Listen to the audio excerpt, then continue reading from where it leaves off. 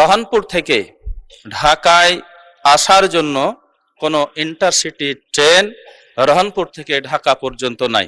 মাননীয় স্পিকার, আমার নির্বাচনী এলাকা 44 চাঁপাইনবাবগঞ্জ 2 তিনটি উপজেলা নাচল, গমস্তাপুর এবং ভোলাহাটের সমন্বয়ে গঠিত। আমার এলাকা গমস্তাপুর উপজেলার রহনপুর হচ্ছে নির্বাচনী এলাকার হেডকোয়ার্টার। এইখানে বাংলাদেশের উত্তর পশ্চিমাঞ্চলের সর্বশেষ rail station Rohanpur rail station অবস্থিত। এটি একটি ব্রিটিশ আমলের বাণিজ্য কেন্দ্র, ব্যবসা কেন্দ্র।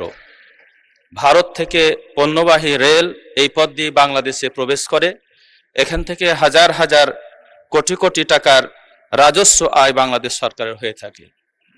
শিক্ষা, ছাত্রছাত্রীরা ঢাকায় আসে, শ্রমিকরা আসে, ব্যবসার জন্য শত শত মানুষ প্রতিদিন ওই এলাকা থেকে ঢাকায় আসতে হয়। কিন্তু রহনপুর থেকে ঢাকায় আসার জন্য কোনো ইন্টারসিটি ট্রেন রহনপুর থেকে ঢাকা পর্যন্ত নাই।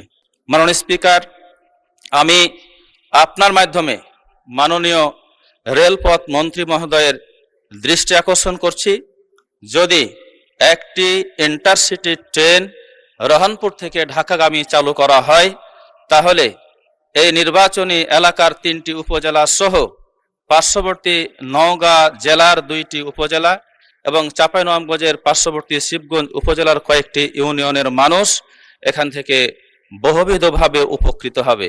মাননীয় স্পিকার, আপনাকে অসংখ্য ধন্যবাদ।